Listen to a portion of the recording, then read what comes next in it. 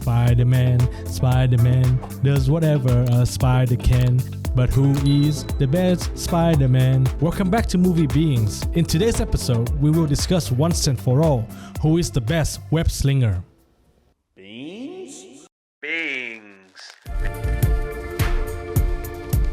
I think we are quite excited about this episode because I guess Spider-Man has always been a part of our childhood. But in order for us to determine who is the best Spider-Man, we need to have some sort of criteria. Yes, we do. And just like any superheroes, he has a few different dimensions.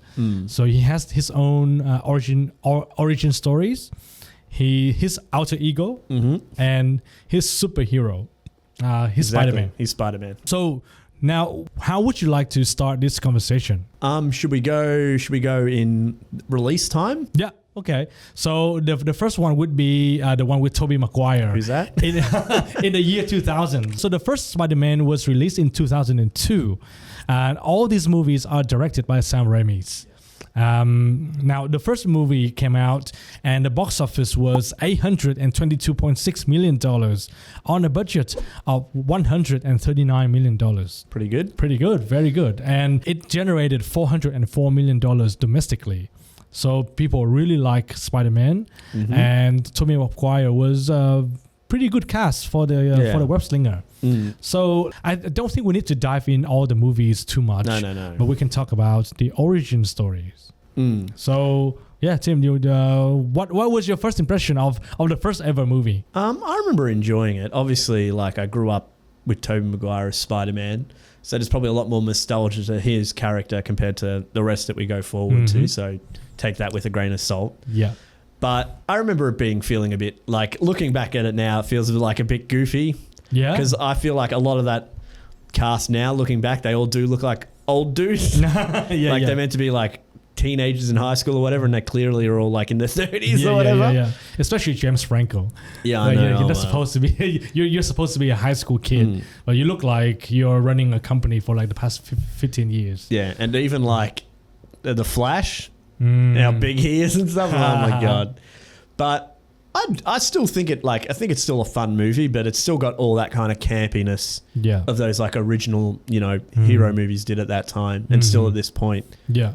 I must say, if we base our conversation on the criteria that we set up, I think the origin story of this trilogy might be one of the best ones. Because it's always easy when you go on first, right? Because even when we've seen like other superhero movies, like say Batman or something, it's so hard when everyone already knows the origin story, right? So it's hard to rehash. Like the whole thing of like, I feel like you notice in these movies is the Uncle Ben thing, right? Of like, with great power comes great responsibility. Remember, with great power comes great responsibility. But you can't keep reusing that line, right? So it comes hard. So it's hard when the first one it doesn't have any other expectations, right? This is it. Yeah. And I do think it does a great job of like setting up when he's doing the fight, right? He said he's going to the library to study, and he ends up doing this fighting gig, and then he gets kicked out of the money, and then the guy runs past him and he doesn't stop him, and then he goes out and the guy ends up killing Uncle Ben. It's still quite a powerful moment.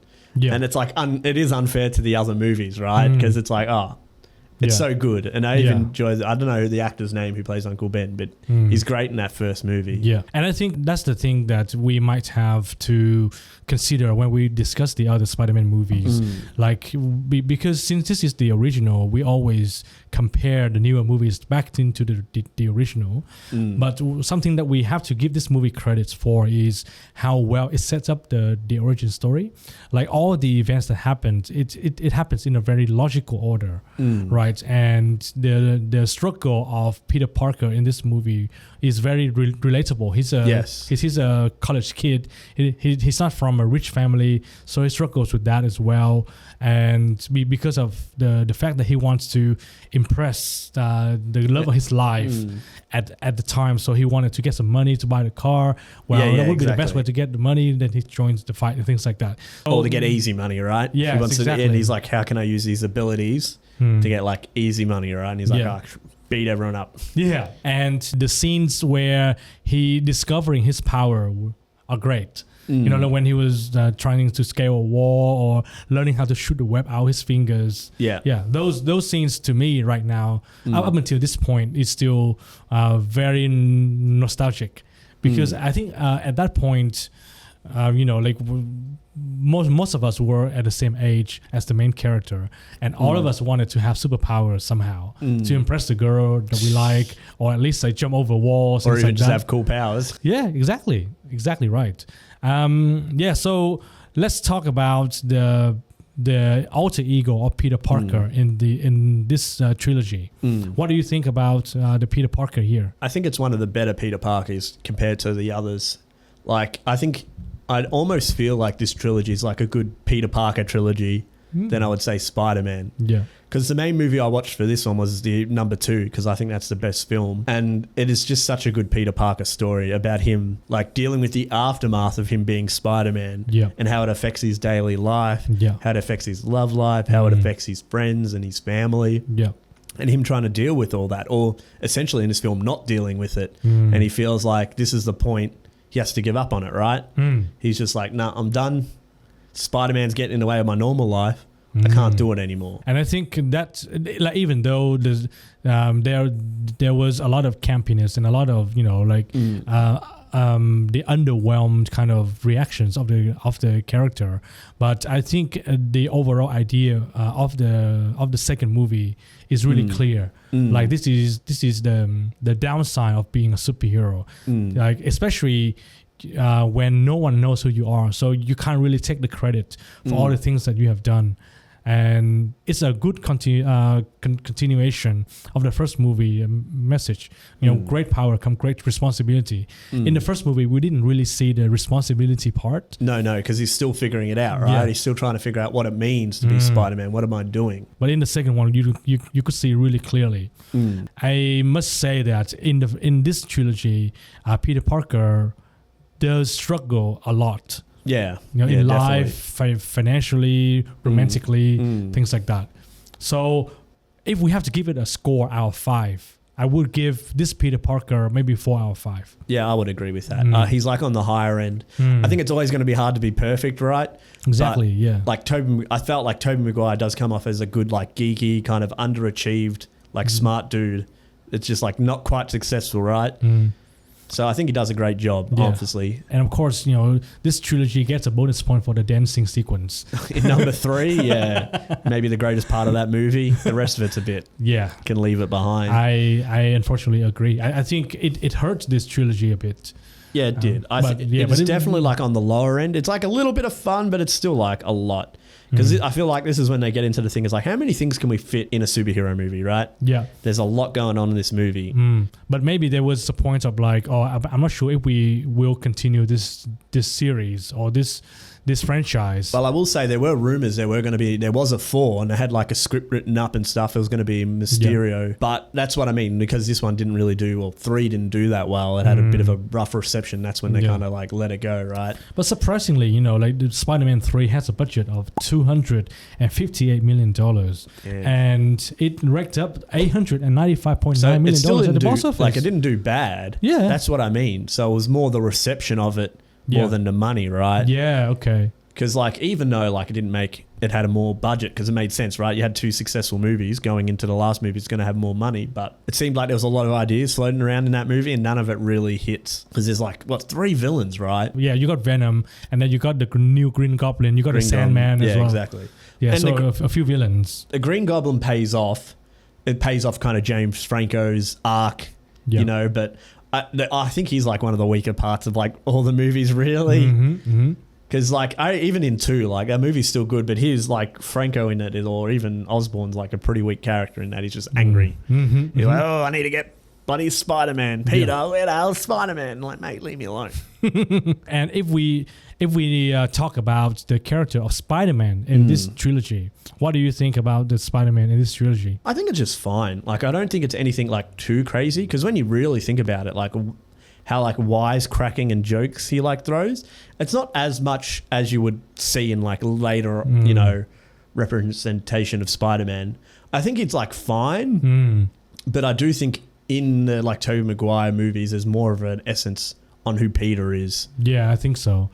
Yeah. Because I think Spider-Man's there more to like, you know, make sure the rest of the story gets kind of carried on. Because if we even go back to 2, like Spider-Man's not really in it that much until he like commits. He's like, yes, I will be Spider-Man. That's who I am. Yeah. You know, I need to do this. And it kind of like devolves into that. Yeah. But even that's what I was thinking when I was talking to some mate. At the end of Spider-Man 2, he solves the problem as Peter Parker. He talks to Dr. Ock as Peter. It isn't Spider-Man that saves the day. Yeah. It's Peter reaching out to him as a person and saving the day. So that's why I was like, you know, that's how I see these.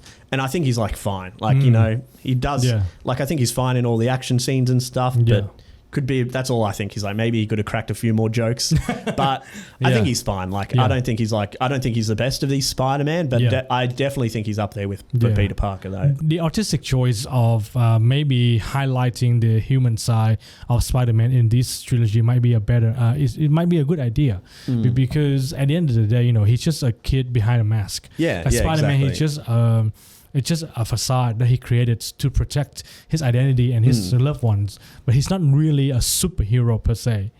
In this trilogy, you know. Like, he still does like big things to save the day, right? But like he still beats the Goblin and stuff. He's terrorizing the city. And I guess even in 3, right, he has to stop 3 guys essentially, right? Yes. But I do think that stuff is like not as strong as the Peter stuff. I do think for that. But that's, and obviously that hurts the Spider-Man essence of the stuff, right? Yeah. That it kind of like, you know, it's hard to focus on the Spider-Man.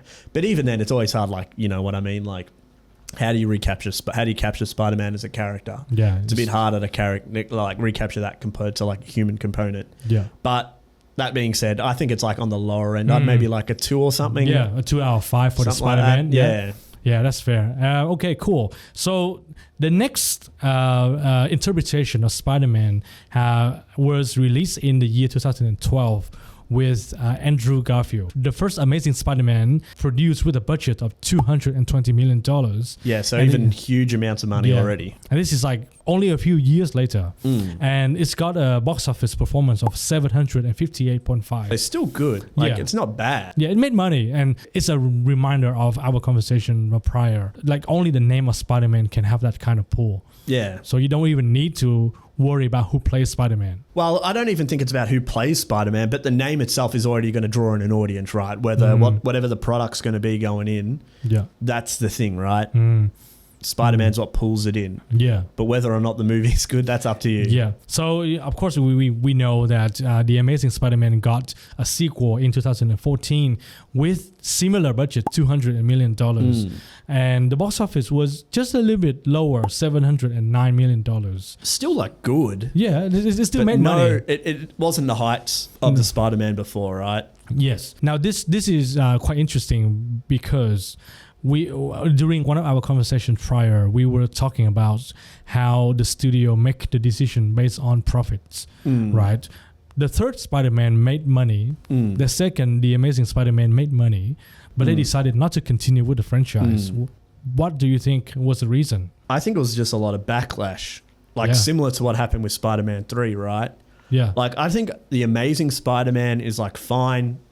I'm not a huge fan of it. I think it's boring. Yeah. And then obviously, I've already talked about Amazing Spider-Man 2 before, but I think it is very bad. It is not a good film. So it's like, even though it brings in the money, it doesn't really encapsulate what the product was, right? Like, I think it's Amazing Spider-Man and number 2 are like one of the weakest films out of all of them, I would say. Because I remember talking to my mate, I'm like, is there any other films out of the Spider-Man movie you'd rather watch than any of these? And he's like, and I'm like, I'd rather watch nearly any of them. Because it's nothing against like Andrew Garfield or even like Emma Stone, the casting. I don't think the casting is like terrible. Yeah. It's just, I feel like the script feels weak. Yes. And even the writing of, I would say, Peter Parker in this is very weak. Yeah. Compared to what we like, that's why I mean it's a bit unfair comparing it to like Tobey Maguire, who I think is probably one of the better ones. Yeah. So it's hard coming off that. Yeah. Because I think that's one of the, if we're getting into like, let's say the older ego now, he is like not, I wouldn't even know how to describe him. He just seems like a cool skater kid, right? I completely agree with you there. He's not like too much of like a geek or a nerd, whether or not Peter Parker needs to be that, but that's how we kind of understood him, right? Yeah. And I think one of the drawing points of the character of Spider-Man and Peter Parker is the fact that he's an underdog, right? So he was portrayed to be this weak but very smart kid, always get bullied at school, and that's why we are rooting for him to become something better, and that's why people relate to him, because like, oh, this crazy event happens and it gives him superpower, and then now he has the power to fight back the other guys, but then he chooses not to use it. In the Amazing Spider-Man, I agree with you. I think the characterization of Peter Parker is one of the weaker ones. Why does he need the power anyway? He's not struggling with girls. No, but that's even if we go to the love interest in this. It's literally like 3 or 4 conversations and they're already like going out. Yes. And they're like awkward conversations, but that's because I feel that Andrew Garfield and Emma Stone were dating at the time, and it really shows through, because I didn't like watching it. I'm like, that's so cringy. No, I feel like I shouldn't be watching this. I feel like this is something they should be doing in private. Yeah. But like, that's what I mean. Like, he doesn't come off like again, comparing to like Tobey's character, where he's like barely can talk to MJ. He tries, you know, he never really gets across his idea, like his feelings very well and stuff. Where in this, it's just kind of like, he like has one conversation, and then later on he's like, the grand Uncle Ben's like, he's got you on your computer. And he's like, that was for, and he like plays it off cool, or tries to play it off cool. Doesn't feel that awkward. And I think even in that moment, he like asks her out. Yeah. And it's awkward, but it's not like, you think he wouldn't, I would perceive would take him a bit more to like ask her out, but it goes fairly well for him. Yes, I completely agree. In terms of like the relationship with the significant others, the Tobey Maguire's Peter Parker struggle throughout the 3 movies with his relationship, and even at the beginning. Yes, it plays into his character. He's not like a straightforward guy. He knows that, you know, the girl is out his league, right? That's why he tries so many different things. In the Amazing Spider-Man, like the Andrew Garfield's Peter Parker could easily land any girls, right? So it's like, oh, he skates, he's cool, he's tall, he's good looking. Because there's only one hint at it. Like at the start of the movie, a girl's like talking to him about taking photos, and she's like, oh, for my boyfriend's car.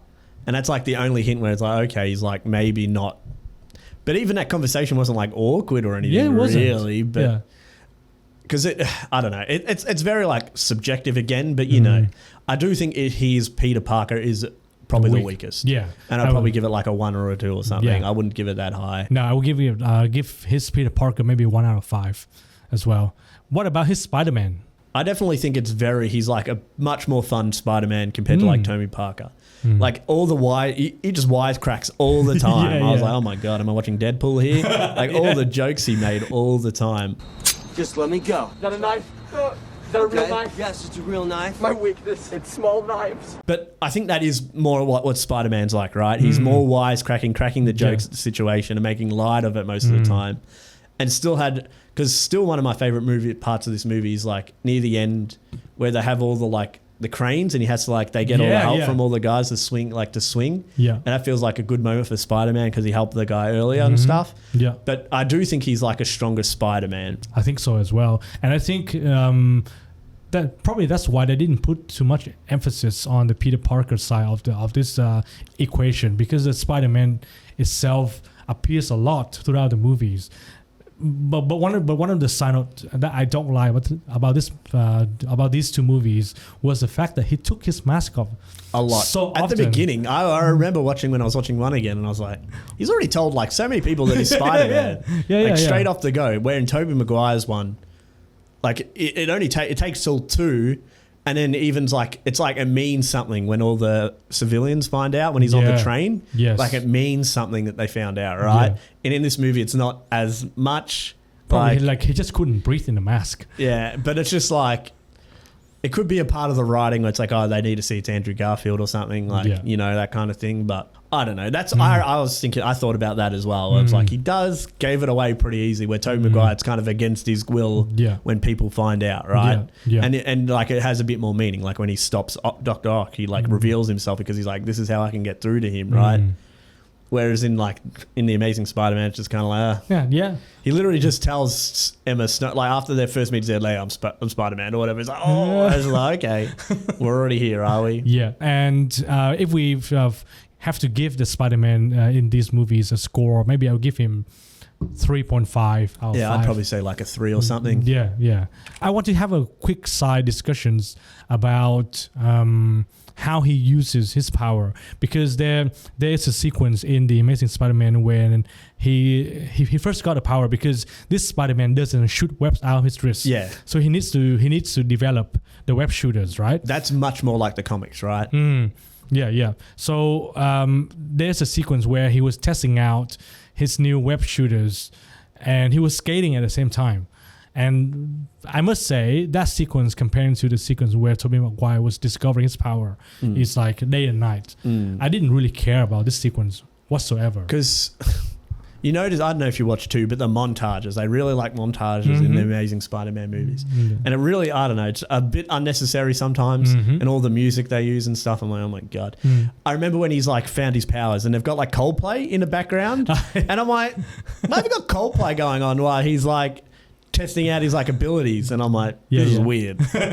And we didn't discuss the origin story. No. Yeah. But that's what I mean. It's so hard when it's been done, right? Yes. Because what's the difference in this? It's similar, but he goes to the shop. He's meant to get eggs for Aunt May. No, or is this something else? Or does he run out of the house because he's upset? So for the second Spider-Man, he went into the lab where Gwen Stacy was working. Right, yeah, he like broke in and he's like stole the identity of the guy. Yeah. And he goes in the room and gets the spider on him or whatever, right? I can't remember the reason why he went into the Oscorp in the first place. So they set up that like his dad is like gone missing. And he found all of his things, and he realized that he might need to find out more to go here, right? And try to the other doc, the guy that turns into the lizard. I can't remember his name now, but that's why he goes in there. But also, like, the turning point, like, I always look at, like, when Uncle Ben dies, right? But that's why it's so hard. It's just like, because it's like a similar situation. He goes into the bar. Yeah. There's, like, someone robbing the place. Because he tries to buy milk or something, and he's, like, 5 cents short. And the guy's like, no, I can't do this. He's like, oh, whatever. And then the guy robs him. And he's like, here's some milk. And he's like, he feels good about himself. Yeah. But then it's a similar situation. He tries to escape, and Uncle Ben tries to stop him and gets shot or whatever. And it's just like, Yeah. So I mean, like the main event is still similar. Because how do you it's hard to like, how do you reimagine it? Yeah, but then the origin of the spider bite was a bit different. That was the biggest difference. Because in Tobey, he's kind of just going for a walk in the museum, and it just lands on him by luck. Yeah, which is completely understandable. You know, you're in I think they were in a zoo as well. Yes, and he was But here, like, he went into the lab, and they were conveniently doing experiments on spiders to test on the different genetics, because that's what his dad did. Yes, right? and then his dad's partner was trying to grow back his arm. Which is another weird motivation for me, because I would be like, this is the best excuse to use a biotic arm. Like, literally, you can become RoboCop the next day. Why would you want to grow it back? Oh, you know, it's a pretty good excuse, rather, right? Yeah. You know, wouldn't you want to grow back your arm? If it I mean, if I have a choice, I would I would get an arm like the Winter Soldier. You want to be Winter Soldier? You want to be brainwashed by the Russians or whatever it is? I just need to say like a verse to it, and I will become the Winter Soldier. But the origin story in these two movies, I think, was quite weak as well. Because it was just like very convenient. He broke into all the secret facilities very easily, and then he was messing around with the web, and then he got bit, which was like, man, like you kind of deserve that. You know what I mean? I think that it's just like hard to recapture, because like in the first movie, it's just very nonchalant, right? He's just kind of there and it happens. Yeah. So it's like, how do you kind of create a scene where it's like he gets there and is like, it just happens to get into it, right? Yeah. Because like you got the father motivation, then he gets there and the fake ID, Gwen notices him. It's like, shit, you know, don't get into trouble. And you're like, okay, he's gonna go get into trouble, and that's what happens, right? Yeah. But and I think the first movie could have started there.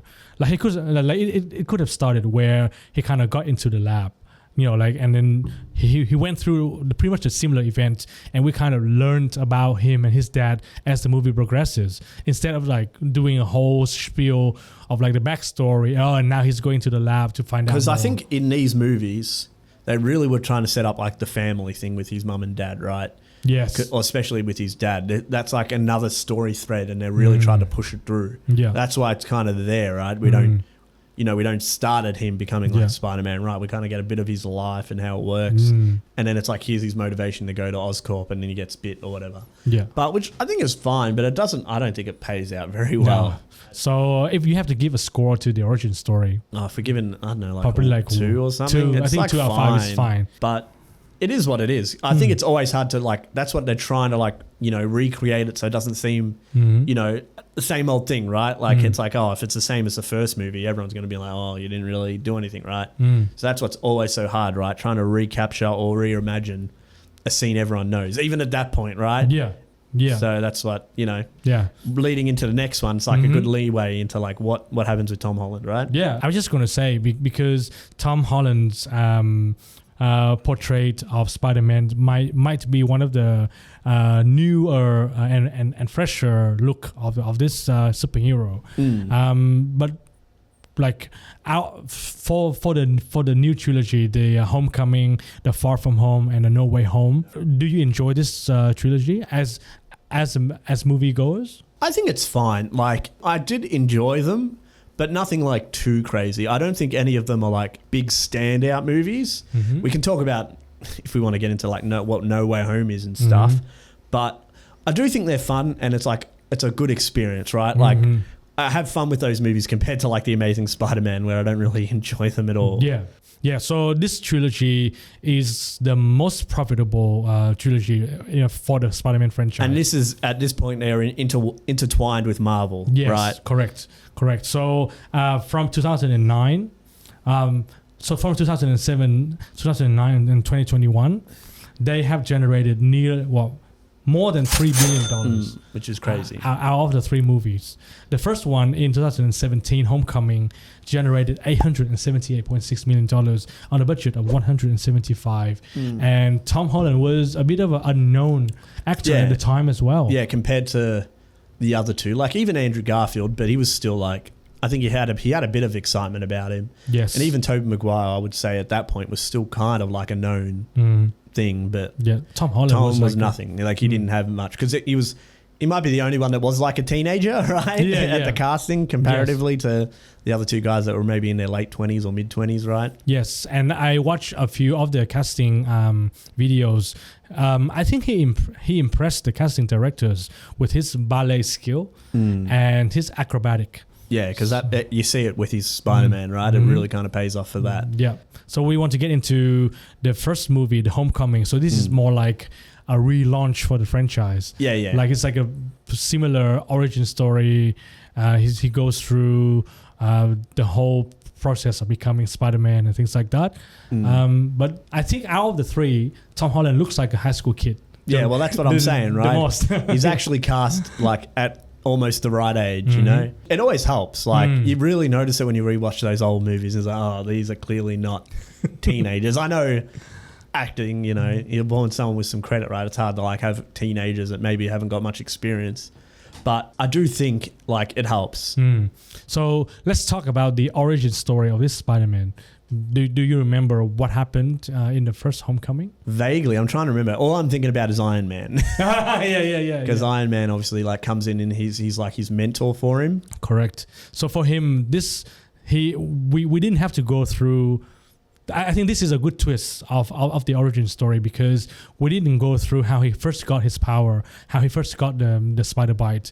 We just got introduced to him through an adventure movie, like Tony Stark would just show up at his house and show him a video of himself. Yeah, which is a good twist. It's like a very Marvel way to do it, but it does. That's what I mean. It's sometimes it can be beneficial to kind of skip that kind of like, especially with a well-known character. It doesn't hurt as much to be like, we don't need the origin story so much. Here he is, here's the new character, right? Yeah. And just work from that, right? Yeah. And then they kind of did something in reverse as well. So we got introduced to Aunt May, or, as the internet call her, Hot Aunt. But in the third movie, Peter Parker kind of went through the similar arc Yeah, like the moral anchor got taken away from him. No Way Home is like the one that's like, oh, this is like where it all kind of happens for him. Because in the first two films, it's still playing off like, I do like the aspect of like Iron Man being like the mentor. Like we haven't really seen that. Trying to think of other like hero movies, but it's like one of the first of like as we know it as like an older hero giving advice to like a younger hero, like guiding them up. Which is always interesting, right? Because you don't see it that much. But like you said, going into like No Way Home, that's when like he deals with loss, dealing with like his identity, dealing how he's going to move forward and stuff.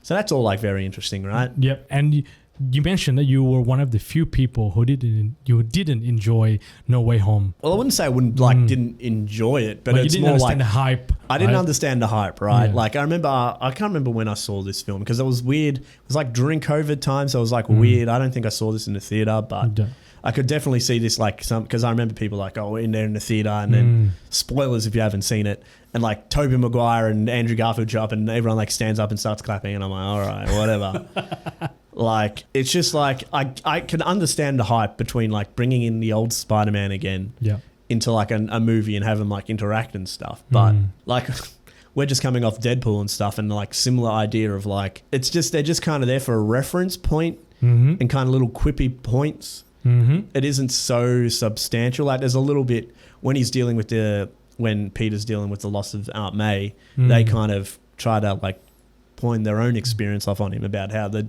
experience of loss they've had, which is kind of good, but that's like the only moment they really get where the rest is kind of just like playful or kind of joking about references and stuff. But I must say, like the introduction of the other two Spider-Man in this movie is still quite logical because it's part of the story, right? And the motivation of Peter Parker in the third movie is very understandable. You know, like his identity is out. He doesn't want, and it affects the people around him. Yeah. So that's why he wants to do the right thing. He wants to erase the memory, of course. Even though that's so stupid. Yeah, that whole was sequence is like really bad. Yeah, with Doctor Strange, right? He literally like, I'll just do the erasure memory and starts doing it, and then Peter's like, oh, actually, can and you it's keep like, this, keep this? Yeah, and it's like, could you not have had like a 5-minute conversation beforehand? Exactly. And he's just like, no, I'm erasing everyone, and he's like, what? Like, I think it's a bit bad on Doctor Strange. He could be a bit more clever and like, hey, this is how it's going to work, and Peter could be like, oh, okay, actually. Yeah, and this it makes it even worse after the whole thing. He talks to him and he's like, "Did you call the college to ask him if he could like?" Yeah, and I'm like, "Yeah, this is why you have a conversation before you like get into this, right?" And I'm just going to add like this is from like two of the smartest people in the universe as well. This is very unlike them, you know. Yeah, so, exactly. It's a very stupid moment to move the story forward, right? Yeah, I agree.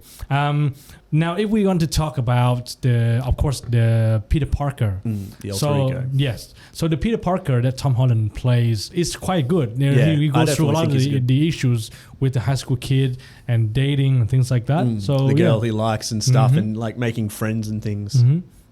Because I will say that aspect of I can't remember his name. His best friend, like he finds out with him and kind of helps him along. Yeah. That's kind of like a cool aspect. I like the idea of like having a friend that you're close with. It's like, oh, shitty. Like I need, like how hard would it be to be like a hero and be like, not tell anyone you like, you know, or close with, right? Yeah. So I do like that aspect, right? Early on, like that makes sense compared to like maybe like, you know, how Garfield's like telling people about Spider-Man or whatever. Or like Tobey Maguire, he couldn't tell anyone. Yeah, exactly. So it's like another way. It's like, oh, it's cool that he's like in a circle, or at least only his inner circle knows, right? Yeah. So his best friend's name is Ned. Ned, that's right. Yeah, so they kind of know each other before Peter becomes Spider-Man, and when he became Spider-Man, and then his secret got discovered. You know, instead of trying to hide it, he tried to include more people in, which I think is a very good move and good for the Spider-Man himself with the responsibility as well. In terms of the Peter Parker, I think if we have to give him a score, maybe I will give him maybe 3.5, 4. Yeah, I think just a little bit under Tobey, but like I think they're pretty close, to be honest. Yes. Like I do think they both do a good job. And I think it's like, obviously it's like with time and stuff, how things change in perspective of what we see. Like geek people aren't like perceived the same way now. Like it's almost what the culture is, or even like what's popular at the moment is like geek, like, you know, comic books, you know, all that kind of stuff is like what's popular. So it's not quite the same when you like think about back to Tobey Maguire, even though that's not that long. Yeah. But it's still kind of like, oh, like the smart kid, but you know, doesn't Bit quite, geeky. bit geeky, but he still doesn't quite like, you know, get along with everyone and stuff. Isn't like the popular kid, right? And he still gets bullied, right? Yes. He's got the Flash actually bullies him in this and gives him shit. So it's like, that kind of essence is still there for the character, right? Yeah. And then even like if we get into later works of his like development and stuff as Peter, like he deals with the similar struggles of like, do I need to keep doing this? I've been trying to do it the right way. What's the right way to do it now that I've lost the most important person in my life, right? It's hard not to go out and want vengeance is kind of his story in No Way Home, right? And I do find that like interesting. Yeah, no, I agree. And I think in a way, Tony Stark acts as his Uncle Ben. Yeah, as well, he but is it's kind of, right? Yeah. But then, you know, this Uncle Ben has a really cool suit and a lot of money. and a lot of money. Now, if we want to talk about the Spider-Man of this trilogy, which I think is interesting because the other two Spider-Man, they made their own suits. Yeah. So that's kind of like the funny thing, right, with Tony helping him, right? Yeah. He didn't have to make his own suit and go through all that stuff, right? Because Tony's like, yeah, I've got this suit for you. Yeah. Which is still like, it makes sense, right? It isn't like a bit of a cop-out or anything. That's why I kind of like in No Way Home when he's trying to like figure out how to get a suit, right? Because there's no more Tony. Yes. So he's trying to figure out how to do it, right? Yeah. Which and is that was a kind of bit cool. But that sequence was a bit convenient that he learned how to make the suits on the plane when Happy came to pick him up. Right. Yeah, I was in that one. how did you figure this out? Like, I know that you're smart, but like, you're on a plane, you're using the equipment for the first time. It's all right. It's just a 3D printer. It's like, Spider-Man suit, please. I like the villain in the third one as well, Mysterio, played by Jake Gyllenhaal. I think the acting for him was a bit too easy. Oh, I do think he does ham it up a bit. Yeah. Like for him, for Jake. Yeah. But I think that's a fun movie as well, right? And like that's like more him dealing with what does it mean to be like a hero as well, right? Like, because he's like not really fighting a real enemy, is he? He's fighting kind of people trying to figure it out, you know, trying to, try to be something. But he's like still young, doesn't have his mentor anymore. You know, he's Crush figures out he's Spider-Man, or he ends up telling him because he's freaking out. But that's all interesting as well. Yeah. And I think the plot points for No Way Home is very logical, except for the part where, you know, it started like everything. But after that event started, Mysterio is a very strong villain. It makes Peter question everything. Oh, you're thinking of the wrong one. You're thinking sorry. No Way Home's all the villains from the old movies. Yes. No Way Home. So the other one is Far From Home. Far From Home is when Mysterio comes in. So then, can you please remind me for No Way Home? So it's all the old villains. But what was because of the identity? Yeah. Because it went wrong. Yeah. It's bringing in everyone who knows who Peter Parker is. Yeah. So all the people that are brought in are people that know who he is. Yeah.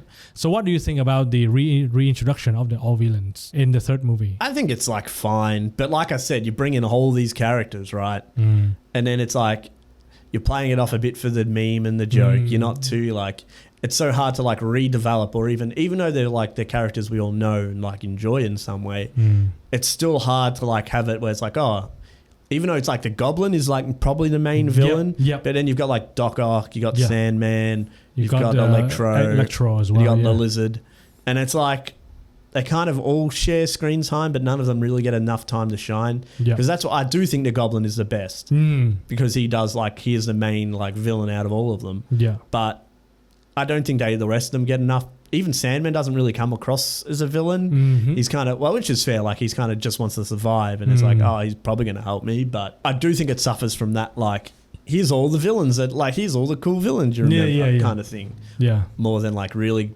like, I don't know how else, maybe have like a couple of them and like delve into it a bit more. But because that's the idea of this story, is that Peter / Spider-Man is there to help people, where Doctor Strange is like, yeah, we're just sending them back and they're going to die, right? So this is like his dilemma, is like his aunt's like, we don't do that. We help people, right? Yeah. That's why it's kind of interesting for his story, where it's like when it all goes to shit and he's like ready to just like, nah, why should I help these people, right? Do they deserve my help? Yeah. No, that's a very good point. Out of the three movies of this trilogy, which one do you enjoy the most? Maybe Far From Home, but I do think like the like Spider-Man Peter Parker story in No Way Home is very interesting, but obviously it's like very much not the main focus at points, right? Because it's got all the other stuff going on. It like kind of takes a back seat at points, or even only gets started really like to when Aunt May passes away, and it all kind of like comes back together. But then again, you bring all the Spider-Man into it, and they've got a quip, they've got a joke, they've got to have their memes. But because that's what I mean. Like at the end when he's actually fighting the Goblin, and then Tobey comes in to stop him, because it's like Tobey didn't get that chance to stop, right? They all have their moments. Whether or not, you know, I feel like it might hurt the movie a bit, because like Andrew has his moment where he saves MJ because he couldn't save Gwen. So it's like they have their payoffs, and even they have a conversation, and they're all like, oh, you know, we think you're a great Spider-Man, Andrew Garfield, no matter what people think. And it's like, well, you know, his movies were terrible, but you know, that's not on him, but like that's the, like they give him their moments, right? And then like Tobey jokes about his back. He's like, oh, my back's really killing me. And he's just like, Andrew Garfield's like, oh, come here, I'll give you like the little back crack and I'll help you out. It's just like, they're fun, they're cool, but it's just like, for me, it doesn't make a great movie. It's just like moments that it's like, oh, that's kind of cool, and then moving on. And that's a great point because I was talking about this with my friend before. It feels like the purpose of making a movies now is creating memorable moments, not memorable movie. And it's weird because they would purposely change the story to create certain moments where they think that, oh, this moment would go viral somehow. This can be a meme somehow. This can be re-quoted and quoted somehow. Maybe more re-quoted, or even just like some people in the movie theater are going to go, whoa. Like, look at this. But it doesn't make any sense with the story or the movie. Or it could dampen it, like whether or not it makes sense in the script or the story, but it can bring it down. No, that's fair. So in terms of Spider-Man for this trilogy, we can give I think we can give Spider-Man maybe 4 as well. I think he's probably at this point the best overall like Spider-Man, right? I think so. Just a bit above Tobey Maguire. Then we will also discuss different Spider-Man, a different alter ego. There's a different one? There's a different one, Miles Morales. So he is the Spider-Man in the animation. Into the Spiderverse. Well, I think it's going to be a trilogy now. It will be, But, so into the Spiderverse, across the Spiderverse, and beyond the Spiderverse. Oh, there you go. The first one came out in 2018, just before Far From Home. So it got $384 million on a budget of $90 million. But I must say, the animation is... it is fantastic. Fantastic in this. Because it was almost a surprise hit. I remember it at the time getting a lot of like fan fave and like really built up. Like I feel like they probably didn't think it was going to be as big of a hit as it was. Like I know at the end of the film it kind of leads on there might be more, but not as big as the second movie. When the second movie ends, it's very much like there's going to be another one. So it was kind of interesting because I remember watching it and being like, oh, this is much better than what I thought it was going to be. Rather, like it is like a big animated like comic book film, which I don't know if there's been one like it ever really. No, I don't think so. I think the artistic style is very different from all the other animations that we kind of know, because it has some elements of reality when you see like the cars, the lampposts and things like that. But then the main character is literally like a torn out picture from a comic book, which I think is very cool. And it's also interesting with Miles' character because he is an artist as well. So it plays into that side of the story as well, where it's like it could almost be seen as his vision of the world, right? Kind of like how he sees it as an artist. But it is very good. But like I said, this is like, it's technically Spider-Man, but not Peter Parker, right? Yes. But should we delve into the alter ego for Miles Morales? Because I do think they do a great job in Into the Spider-Verse of like it kind of giving him the groundwork of like who he is. Like obviously completely different from Peter Parker. He's a bit more charismatic, kind of known, bit more like he's a bit more known in the neighborhood, right? Because when he's walking to school, everyone's saying, hi, what's going on? He gets taken to a new school for bright kids. He doesn't really want to go because he's probably just a normal kid thing, like, I'm comfortable here, I don't want to go there. You know, then it's not really my crowd. And then he goes to school and kind of fakes it in school. I like the bit where the teacher's like, you got these all wrong. The only way you could get these all wrong if you knew all of the answers and got them wrong. He's like trying to get kicked out of the school and stuff. And then him, like his relationship with his parents and even his uncle and stuff, it's like a very good dynamic of like the parents are trying to do the best for him, but when he's his uncle, he can kind of be himself and express himself and do what he wants. Yeah. So I do think that's a great dynamic. Yeah, no, I agree. I think the origin story in this is very different from the one that we have already known, right? Yeah, and especially because it's Peter Parker, right? So it's been done. Yes. We know what it is, right? Yeah. This is a new character that isn't well known. Yeah. So his background is a bit of a interesting story as well. His father is African American, but his mother is Spanish or Hispanic. So his name's got like both, right? And they kind of use the cultural background and they incorporate that into his background story as well. He's a good artist, but he because it seems like he doesn't get along well with his father, so he tends to I guess look up to his uncle who allows him to be himself and encourages him to do art and things like that, and it plays into the origin story very well when you know.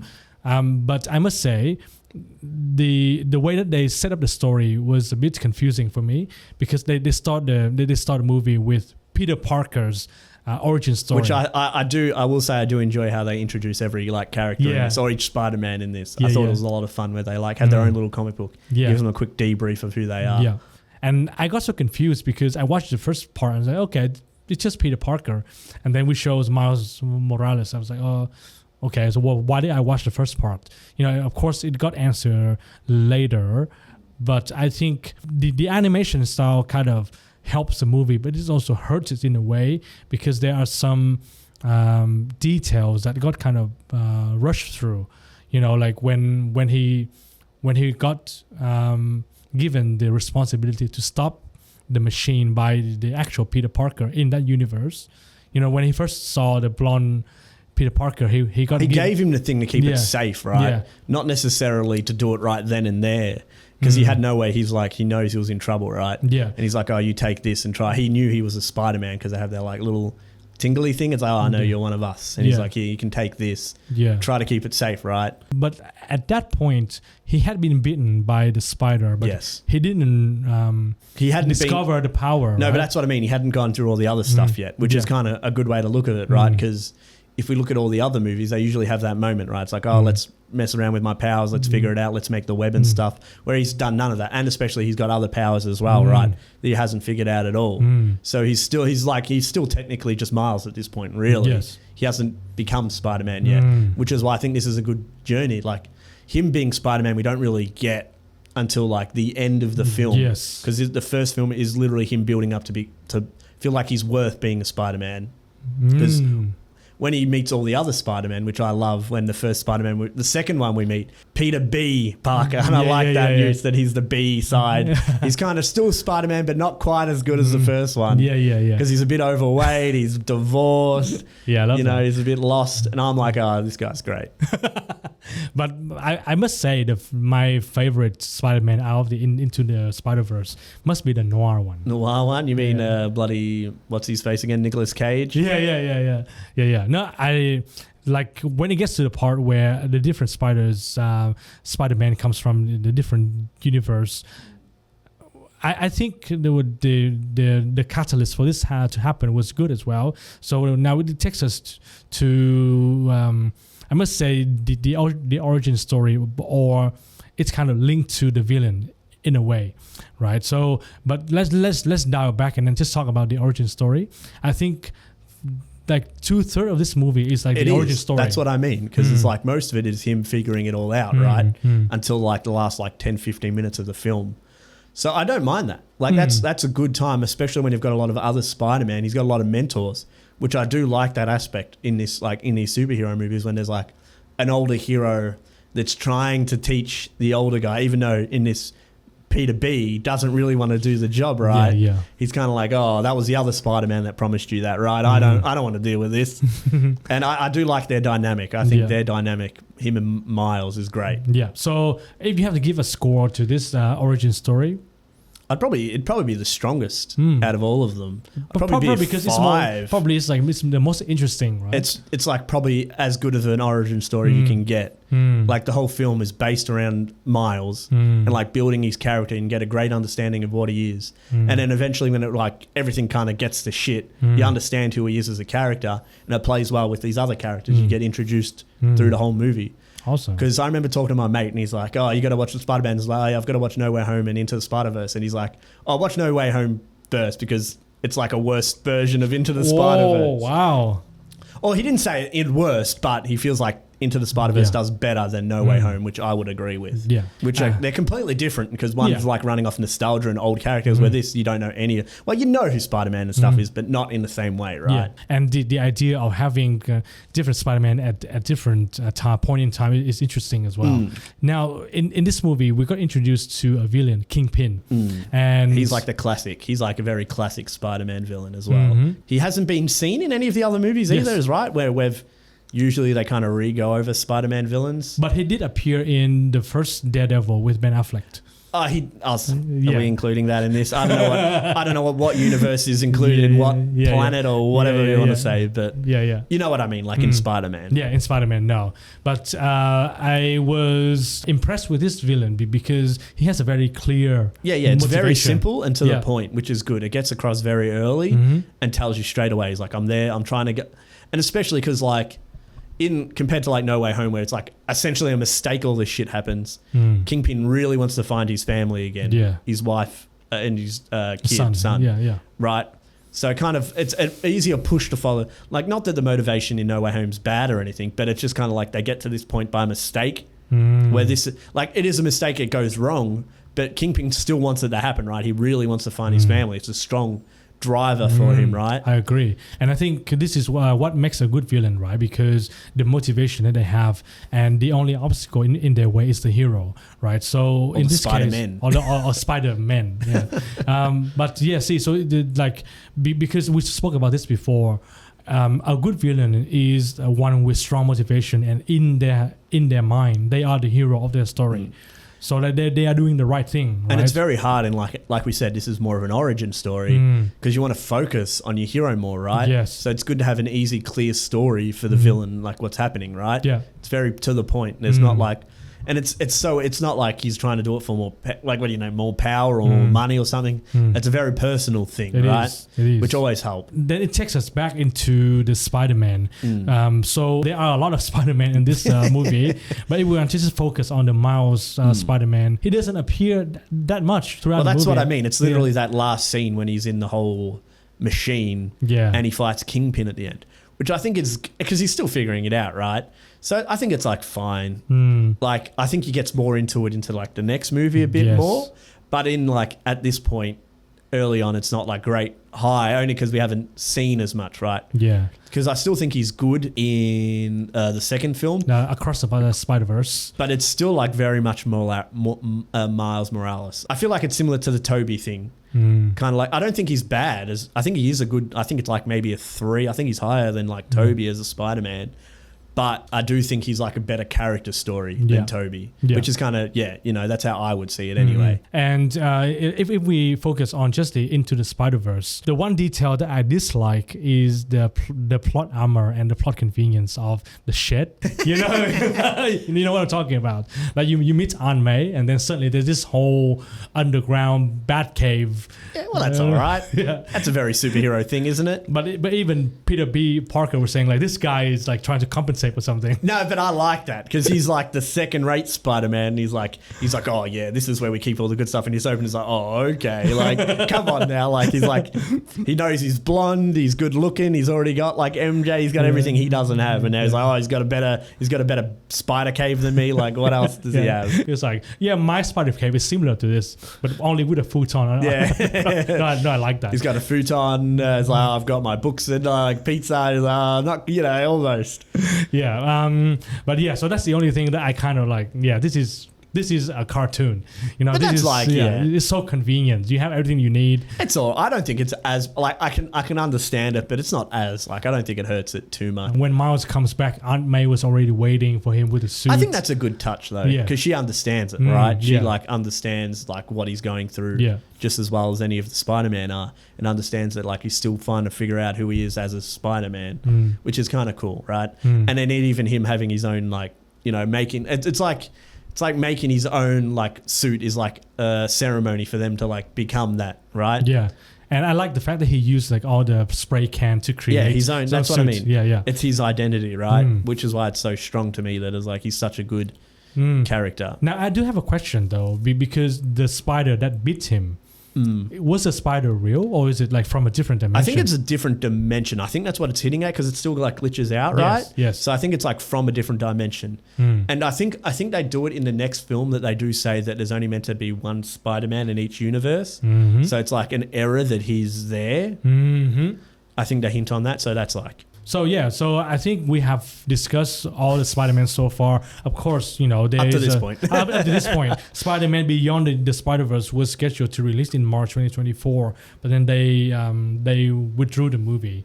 So, but people are still looking forward to it. You mentioned that the second one ended on a cliffhanger, yeah. right? So, if you still keep tally of the score so Yeah. far, then you would know who would be the best Spider-Man. Should we just make a list now? Should we just get it out? Sure. So, Okay, who do we go number one or the least? let's start with the bottom. worst one, So it's Garfield easily, right? Andrew Garfield.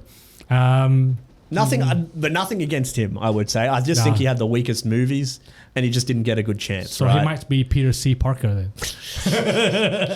Cool. Who do you have third then? So for number 3, I'm inclined to put Tobey Maguire. I would agree. I admit, when I was thinking about, I was struggling between him and who I think number 2 is, but it was a hard choice, because it's like. Because it's like that nostalgia factor as well. It's hard to fight through, right? When Yes. it's like, Yes. But I think I would agree. Yeah. I think we're probably we have similar ideas. So Yeah. I would say he's like, how many have we got? 3. So Three. number 3. For number 2, I would put Miles Morales. Okay, maybe we wouldn't have the same. I'd put Tom Holland here. I think Tom Holland is very good, and probably the best overall Spider-Man, that he's complete. People probably just be like, oh, but you said he's the best overall. But like, I do think that he does a great job of being Spider-Man and Peter Parker, right? Yeah. The reason why I put Miles Morales at number 2 is I think that even though his origin story is really good, and like the story in his movies are very interesting, but it feels like a whole new world. It's not like the Spider-Man that we kind of grow up with and things like that. I think that's all right, though. Yeah, I mean, no, that's completely fine. But I'm just saying, personally, I would put Tom Holland at number 1, if it be for the reason because I kind of grew up with all 3 Spider-Man, right? And I thought that it would be impossible to replace the Tobey Maguire.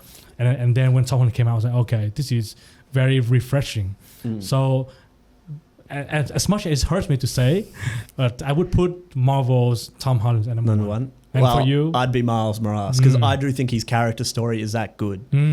That it whether or not his Spider-Man's the strongest, which I don't think it's quite there, but like you said, again, it is hard to be like, compare him to the other Spider-Man when they're like different, right? Yeah.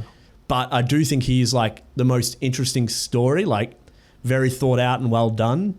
And like it's so, I think recapturing it animated helps it a lot. Because like we're in like all the other, they're all movies from from comic to like real life, where it gets the benefit of being animated, right, and recapturing some of those things you can't recapture in live action, which I think is very good.